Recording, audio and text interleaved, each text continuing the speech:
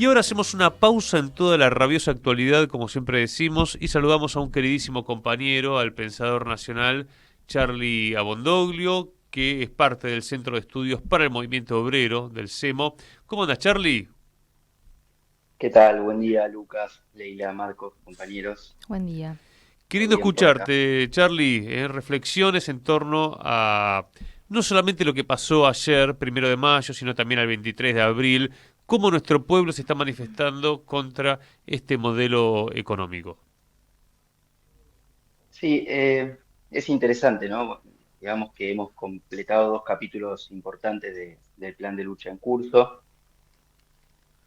Quizás yo pensaba similitudes y diferencias fueron bastante distintas las dos últimas convocatorias.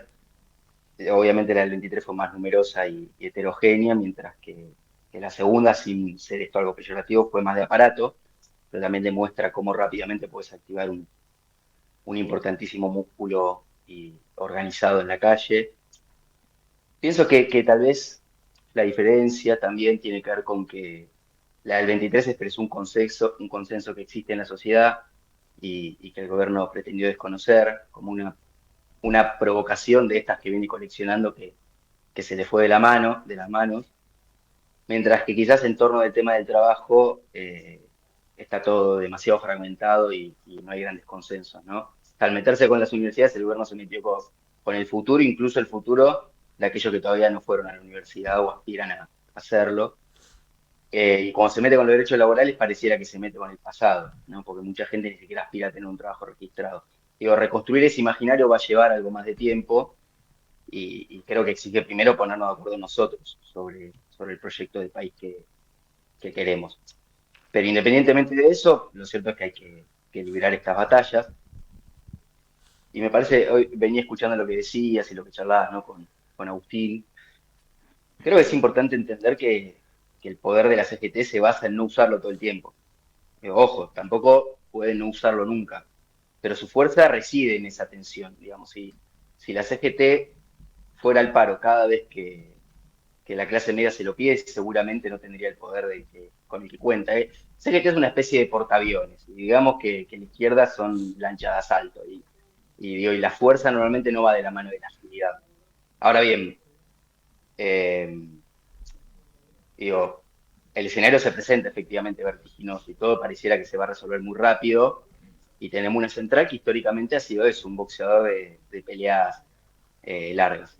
A mí me parece que lo importante es que el movimiento obrero siga dando pasos en el sentido que lo viene haciendo, que lentamente, muy parsimoniosamente, pero creo que se viene descorporativizando, viene ampliando su repertorio, en pos de tratar de captar la atención del conjunto de la clase y del pueblo. Falta mucho porque, como vos decías, todavía tenés un enorme universo de trabajadores de la economía popular que tienen apenas si se mojan el pie en las discusiones de la CGT, pero creo que es importante que marche en ese sentido porque si no, las medidas de fuerza en sí mismas quedan atrapadas hoy, todavía hoy, en la lógica del gobierno de la casta contra los argentinos de bien.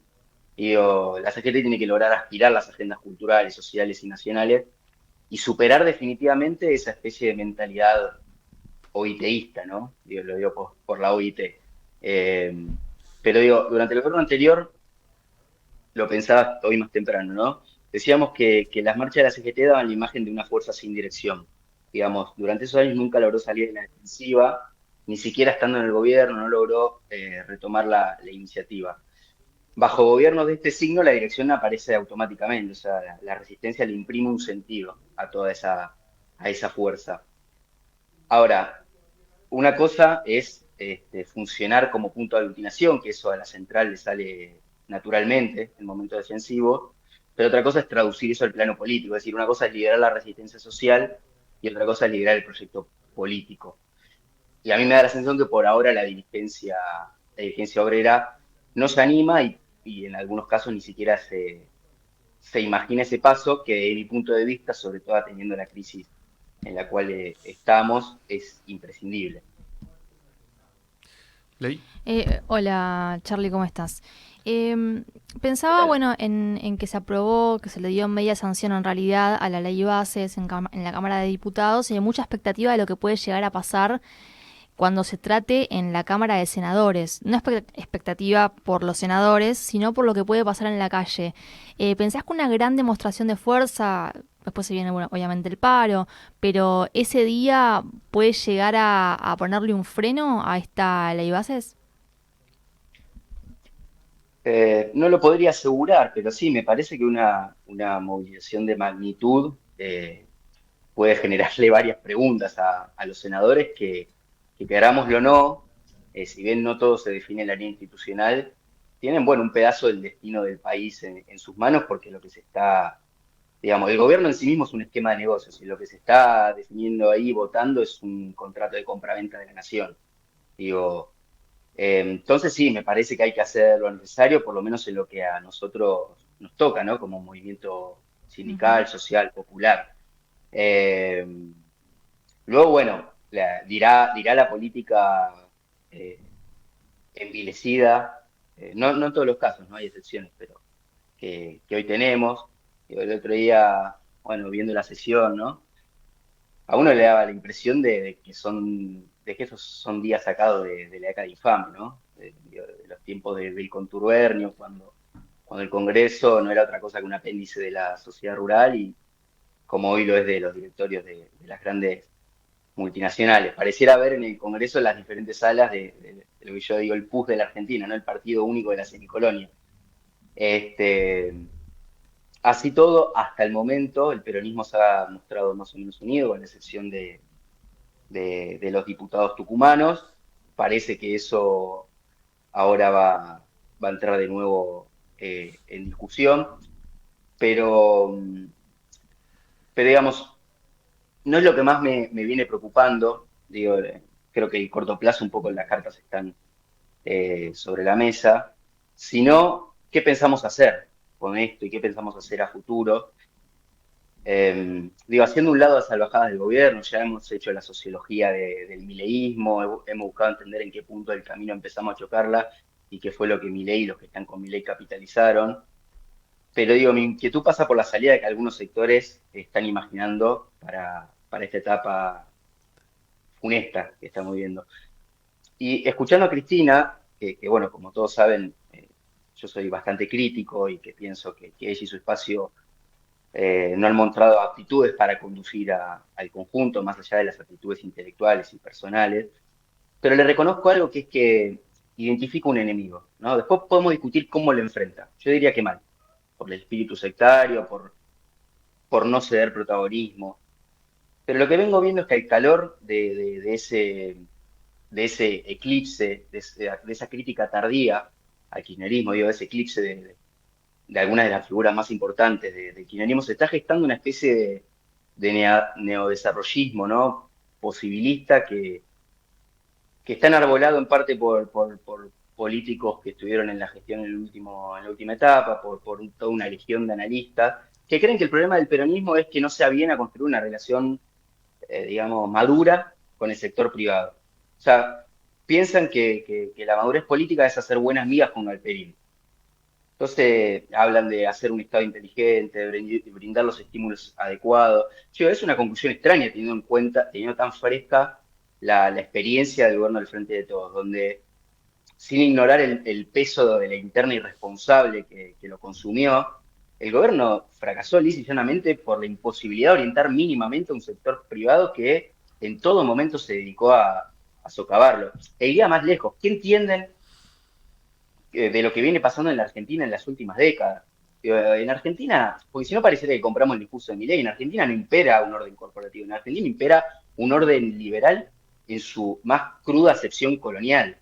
Digo, los grandes grupos económicos hacen y deshacen a su antojo, tienen un PBI entero, el otro día de 352 mil millones de dólares en el exterior, y nosotros somos los culpables de no saber tratarlos adecuadamente. Entonces, digo, la tesis en la que se asienta este sector es que, es que Argentina no tiene enemigos, que Argentina es su propia enemiga, ¿no? Y recuperaba una cita de Ramos que él decía, el único desarrollo que el imperialismo permite a los latinoamericanos es el desarrollo de la literatura desarrollista, ¿no? Ya esta palabra ha llegado a ser una obsesión semántica. se trata de un nuevo género de utopías burocráticas cuyos beneficiarios todos conocemos. Yo digo, ¿no se les ocurre que el problema fue en todo caso el modo de enfrentarnos y no de enfrentarlos y no el enfrentamiento mismo Claro. que se presenta históricamente inexorable? Te hago una punta ahí, Charlie, porque claro, si uno agarra el discurso de Cristina y nos paramos sobre el discurso de Cristina por la importancia histórica que tiene su figura y también presente, aunque yo creo que se va achicando con el paso del tiempo por ella, por ejemplo, mostrar el otro día en Quilmes que quiere conducir más bien una agrupación para tener presencia en una provincia más que pensar en la cuestión nacional y en la cuestión frentista que hace tiempo no tiene la expresidenta. Pero más allá de esa opinión, en el discurso, ella describe el entramado energético argentino, cómo está extranjerizado, y ella dice, ni privatista ni nacionalista. Y uno dice, bueno, pero ¿y entonces qué? Que Sí, es que estés vos para poder mediar de una manera correcta. Y yo creo que ya el capitalismo, por su desarrollo en esta etapa financiera y extractiva, no permite lo que hizo el gobierno de Cristina. O vamos a fondo o nos limitamos a ser colonia. Y ahí yo creo que es jodido que diga nacionalista no, porque en realidad el mundo va hacia el nacionalismo.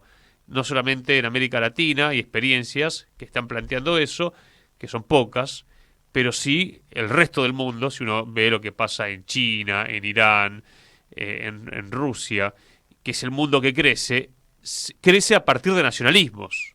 Ahí yo veo tal cual. jodido el tema de Cristina de obturar el resurgimiento de un nacionalismo que sea el que realmente pueda generar un futuro distinto para el argentino. Tal cual. Sí, Manuel Ugarte decía, no hay nada más peligroso que una revolución a medias. Y digamos que el kirchnerismo fue un poco eso, ¿no? Digo, nosotros aceptamos que el gran empresario de la historia argentina es el Estado. Ahora, es cierto, y sobre todo si repasamos las diferentes experiencias históricas acá y en otras partes del mundo, es que ese proceso que cabeza el Estado como empresario no puede financiarse exclusivamente con emisión, que eso es una manta corta. Como esa es nuestra inconsistencia, ¿no? Económica. Lo que yo digo es, bueno, eso se tiene que financiar con la riqueza que hoy absorbe la Argentina rentística. Y en ese sentido el kirchnerismo no fue a fondo, lo intentó y después de chocarse contra esa pared empezó a recular. Claro. Digo, La pared era entonces, 125, ¿no? exacto, exacto. Digo, después está la inconsistencia del liberalismo y del desarrollismo, que es que las famosas inversiones productivas, ¿no? Son como los Reyes Magos, o sea, le tiran todos los centros, le dan toda la seguridad jurídica posible y lo único que obtienen son fondos especulativos. Y en el medio de ambas inconsistencias, de imprimir porque no le vas a tocar los intereses a la Argentina rentística y de generarle seguridad jurídica para que lleguen las inversiones, en el medio de esas dos inconsistencias está el problema de la semicolonia. Y a mí me parece entendible que un fanático como Milei no lo vea eso. Ahora, si de nuestro lado no lo vemos, si no vamos a fondo, como vos decís, bueno, estamos en un problema. Son discusiones que me parece que tenemos que dar. Pero lo que digo es, ojo, porque como corriente de opinión está creciendo mucho adentro de nuestro campo, una línea que lo que dice es eso, es que hay que hacer buenas migas con el empresariado. Mira, es un hecho que nos fue mejor cuando se los enfrentó. Después la discusión es cómo los tenés que enfrentar. Bueno, yo digo que construir poder es un poco, en cierta medida, elegir a qué sector entregarte, de qué grupo social ser instrumento. Digo, el pueblo fue instrumento de Perón o Perón fue instrumento del pueblo. Bueno, la respuesta a esa pregunta define toda una postura ante la política y te diría ante la vida.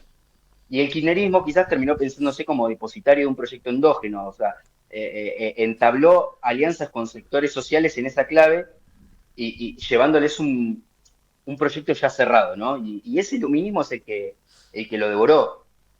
Después, cuando lo que se representa es un frente policlasista, bueno, es cierto, eso agrega varias capas de complejidad. Digamos, por empezar la discusión de qué sector conduce, y a eso se le suma otra capa de complejidad que es lo que decía al principio. Hoy por hoy los trabajadores organizados no se están planteando a caudillar el conjunto.